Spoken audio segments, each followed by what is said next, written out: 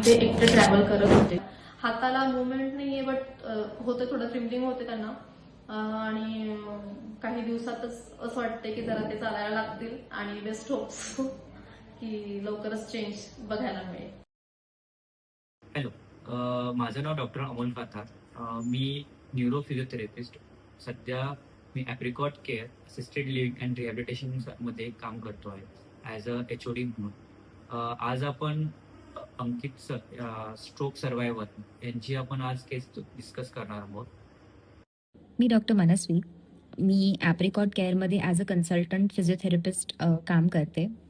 गेले 8 ते 9 महिने अंकित सर आपल्या इकडे थेरपी घेत आहेत. त्यांच्यावर जेव्हा थेरपी स्टार्ट करण्यात आली किंवा त्यांची ट्रीटमेंट जेव्हा स्टार्ट करण्यात आली, तेव्हा बऱ्याच वेगवेगळ्या ॲस्पेक्ट्सवरती आपण लक्ष केंद्रित केलं.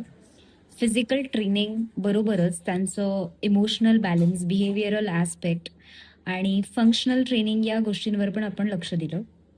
इनिशियली एक खूप मोठं चॅलेंज होतं की त्यांना रेडी करणं आणि त्यांचे एफर्ट थेरपीमध्ये आणणं, कारण ते एफर्ट लावत नव्हते. अजूनही असं बऱ्याचदा होतं ट्रीटमेंट घेताना की त्यांचे कधी कधी एफर्ट्स कमी पडतात. वेराज आम्हाला माहिती आहे की ते काही गोष्टी अशा आहेत जे ते करू शकतात, पण ते कुठे कुठे एफर्ट्स नाही टाकत. सो इमोशनली आणि मेंटली त्यांना स्ट्रॉंग बनवणं, पेन बऱ्याचदा पेन एक खूप मोठं फॅक्टर होतं त्यांच्यासाठी to restrict them to do activities. बऱ्याचदा ते ॲक्टिव्हिटी करायला नकार द्यायचे कारण त्यांना पेन व्हायचं. तर या सगळ्या ॲस्पेक्ट्सवरती आपण काम केलं.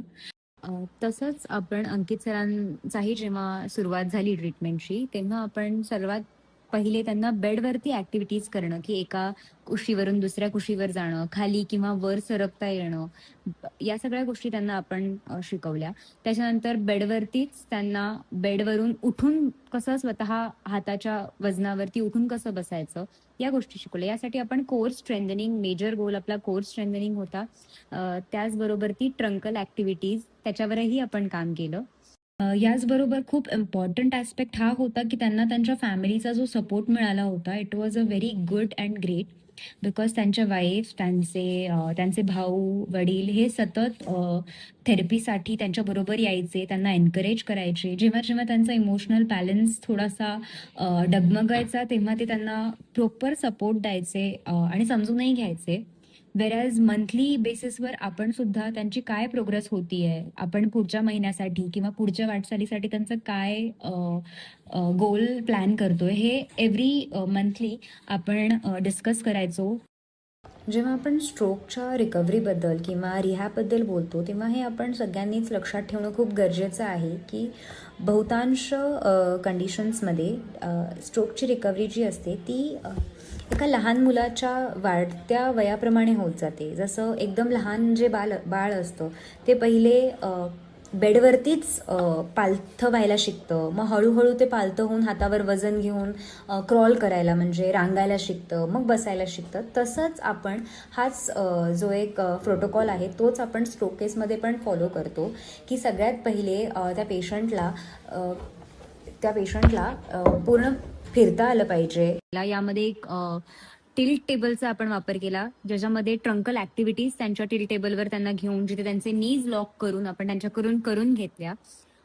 त्या व्यतिरिक्त रायमो या मशीनचा वापर केला, ज्याच्यामुळे त्यांचे हाताचे व्यायाम, पायाचे व्यायाम त्या रायमो मशीनला अटॅच करून आपण त्यांच्याकडून करून घेत होतो. सुरुवातीला आपण त्याचा पॅसिव्ह मोड म्हणजे ज्यामध्ये मशीन त्यांना संपूर्णपणे मदत करत होती, आणि मग हळूहळू आपण त्या गोष्टीला शिफ्ट करत गेलो ॲक्टिव्ह मोडकडे. आता बऱ्याच ॲक्टिव्हिटी आहेत ज्या त्या ॲक्टिव्हली करतात, स्वतःचे एफर्ट्स लावून करतात. कुठे कुठे बऱ्याच ॲक्टिव्हिटीजमध्ये त्यांना भरपूर सपोर्टही लागतो. त्यामुळे आपल्या थेरपीचा आता नेक्स्ट गोल असा असणार आहे की त्यांना लागणारा जो सपोर्ट आणि असिस्टन्स आहे तो किती कमी म्हणजे कमीत कमी करता येईल.